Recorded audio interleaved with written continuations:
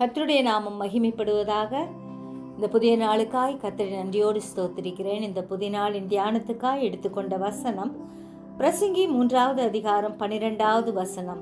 மகிழ்ச்சியாய் இருப்பதும் உயிரோடு இருக்கையில் நன்மை செய்வதுமே அல்லாமல் வேறொரு நன்மையும் மனுஷனுக்கு இல்லை என்று அறிந்தேன்.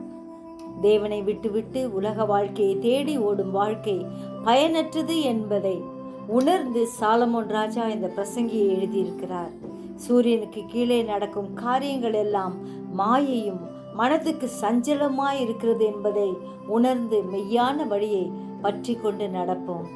எனவே எப்பொழுதும் கர்த்தருக்குள் மகிழ்ச்சியாயிருப்போம். தனிமையாக விடப்பட்டேன் என்று எண்ணாதபடிக்கு முடிந்தவரை மற்றவர்களுக்கு நன்மை செய்வோம்.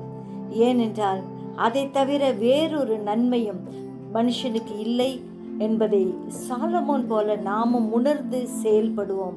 திக்கற்றவர்கள், ஏழைகள், கைவிடப்பட்டவர்கள் எல்லாரையும் நாம் முடிந்தவரை தாங்குவோம். கர்த்தர்தாமே நமக்கு அதற்கு வேண்டிய கிருபைகளை கட்டளையிடுவாராக. அவருடைய ஆசீர்வாதத்தின் கரம் நம்மோடு இருக்க தொடர்ந்து ஜெபிப்போமா? ஜீவிக்கதான் நல்ல இயேசுவே, இந்த அருமையான நாளுக்காக நன்றி செலுத்துகிறோம்.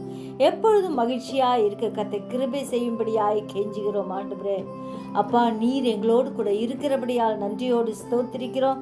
உலகத்தில் காணப்படும் எல்லாம் மாயையாய் இருக்கிறபடியால் மாறாத பரம்பொருளாக்கிய உண்மை நாங்கள் பற்றி கொண்டே மெய்யான வழியை நோக்கி ஓட எங்களுக்கு வேண்டிய கிருபையை இன்னும் கட்டளையிடும்படியாய் ஜெபிக்கிறோம்.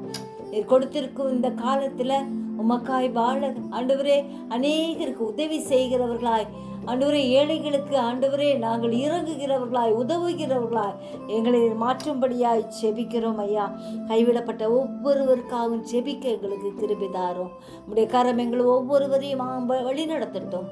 துதிகான மகிமை எல்லாம் உமக்கு ஏறெடுக்கிறோம். இயேசுவின் மூலம் ஜெபங்கேளும் பிதாவே, ஆமென்.